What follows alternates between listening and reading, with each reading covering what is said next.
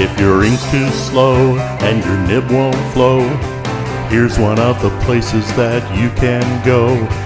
Larry is here to see you through with Mr. Announcer and Cubby too. It's Larry's Fountain Pen Reviews.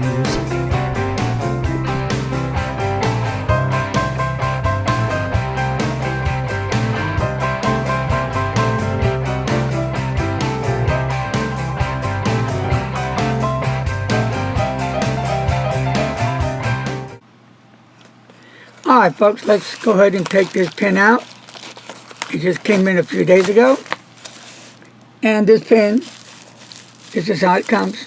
The bag and wrapped up like this, and nothing special. But it's all about the pen, right? Isn't that pretty pen? Ooh, that's a pretty color. It is a pretty color, that's why I got it. Can anybody even tell me what kind of pen this is? I can. Beautiful color. I love the color of the pen. So I jumped on it. It is the Jinhao 15 metal fountain pen with a golden clip, as you see here, and the golden ring right here. And it has a medium nib, which they say it's a 0.7 millimeter nib. Okay. Now, how much does this pen cost? Well, $12.98. You know, Jinhao slowly but surely has been going up on prices. Like I said, many years ago they do. And they're a decent fountain pen, in my opinion. And for the money you pay, yeah, sure. Can't complain about that. So you go up the cap, and the finial is black, flat, which I like. And we go down the barrel, and it kind of tapers in at the end of the barrel. And that's also black to match the finial. So you got two blacks here. You got a gold trim here. And it looks like I'm going to have to clean this a little bit to get it shiny, kind of smudgy, but that's okay, I can do that. And that's what it looks like. So let's open it up, unscrew the barrel, and does it post? Not real good. And we'll try that again. Now it does. Okay, so when you put it on, kind of twist it on, and then it's going to stay. So it'll be like that. That's kind of big, isn't it? Looks a little big, yeah. So you don't need to post this pen unless you just absolutely must. So anyway, it feels great in the hand. It looks really nice. It's got a nice, large enough grip section for big fingers, big hands. It's not slippery. It has just a little bitty step off right here from the barrel to the grip section, but nothing there that's going to be annoying, bothersome. And it does have a number 6 nib in it, so you can always pull the nib out. And I'm going to guess and probably say this is friction fit, because I don't think this is a screw-in. And I do have another nib to put in there just when I'm ready to do it. So let's unscrew the barrel. And they do come with a converter. Now, this is the first time I've seen this kind of converter with this kind of top on it. That's interesting. I wonder if they changed their converters to a different type. Because one of them, they used to have red on top here, and they were thinner, lower, and it had Jinhao on the converter. So they pull out still and just pushes in there. So let's keep that apart. So as we look at this, I should look at that nib and stuff. Let's talk about this pen. Well, the length of the pen is 137 millimeters. The diameter of the pen is going to be 15.3 millimeters, and the weight of the pen without any ink at all, just like you see it here, is 39 G's.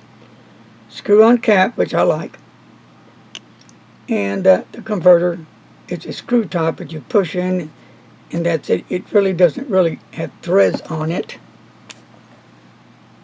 So that's push in.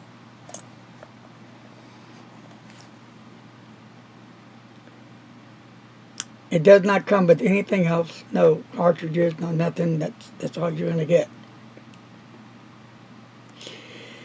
Now, the Chinese, combining the elements of tradition, culture, and modern methods, they have earned more respect of both the domestic and the international market nowadays. Now, the company established in 1988 in Jiangx or Jiangxi, Shanghai. I think it's going to be Jiangxi. Jiangxi. Okay, we'll go back. Province, which is relocated to Shanghai in 2003. I guess that's when they made their move, and that's interesting. But the main brand of the Jinhao company is both Chinese traditional culture with Western elements. So they're combining their pens as they were before, I think. And that's why you see a lot of look-alike pens nowadays. But that doesn't mean they're a bad pen to write with. Some people just don't like it. Some it doesn't matter. Now, each pen is designed by a professional research and development team that they have there in the manufacturing company places that make these pens.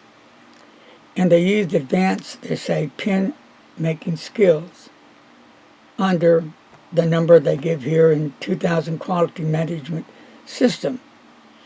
And they said they use only the finest quality material. So that's what they're saying. They use the finest quality material. Now, that's up to you.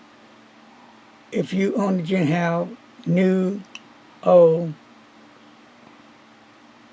you can leave in your comments below your opinion on that, because we all have different opinions. But it is a nice looking pen. So what we're going to do next, we're going to ink this little baby up with some Ink-a-Loss. And you need the Ink-a-Loss to ink it up. So I'm going to find some Robert Oyster. Sydney Lavender. So that's what I'm going to do. That's what I am going to do. Sit right down here and ink this little baby up. Okay, first, I'm going to give it a little test here.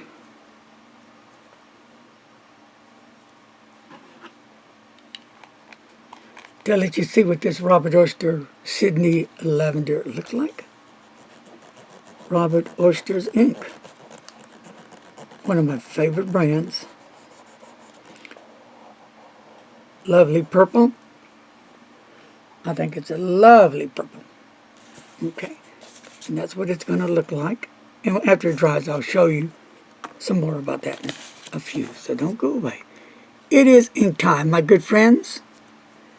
The best time of the year is inking up your pen and just having a great relationship with your pen. It doesn't get any better than that. And as I ink it up, that should be enough ink. Put that right there. We shall give it a writing test in a second. And we're going to see how this pen writes. And I'm going to just probably say it's probably going to write like any typical Jinhao pen that I've owned, because I own many, and I've given away many. But I do like the nib size, number 6. That way, it's a lot of fun. You can change them out. So, here we go. On Tomo River paper, one of the favorite all-time best papers in the whole world to me. I'm a Tomo River paper man. All right. Put all this good stuff down here, and let's have some fun. A lot of fun here. All right. Here we go.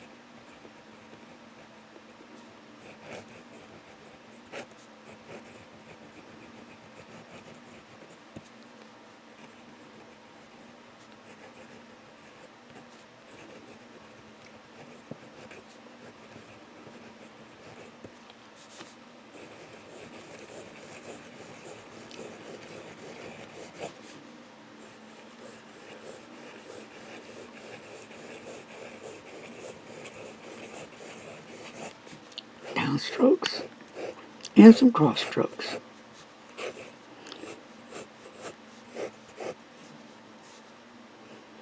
No pressure whatsoever, and a little pressure.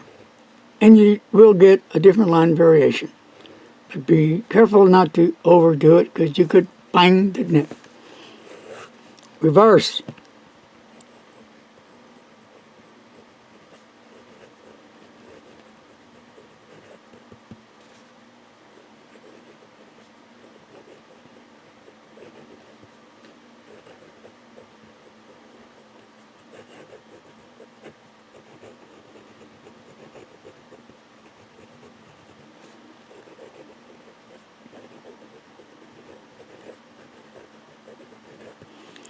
And you do get a different line variation, not as deep, dark, and rich as you would use the nib normally, but you can still see it with your eyes that you can. If you're one of those folks that like to use reverse writing, you can do that. Now let's talk about the nib seriously. From 1 being the worst, 10 being the best. And I want to be fair about this. It's not a bad nib. It's not the greatest nib on earth, but it's not the baddest nib I ever dealt with. It's probably even a lot better than some of the more popular brand nibs I've used before. I'd have to be fair about it and give it at least a 6, 6.5. So, a little drop of ink there.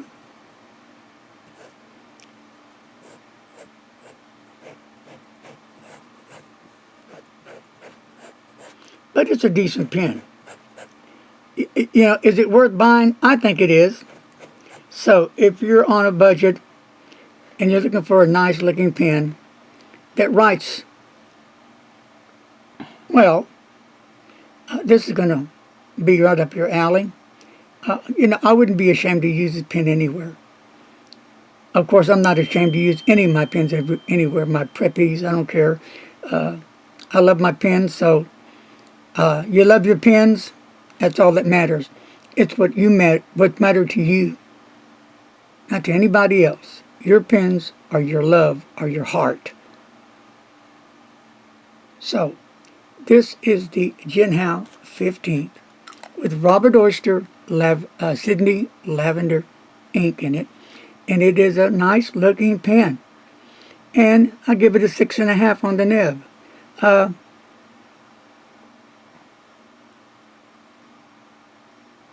Other than that, I hope you found this video helpful.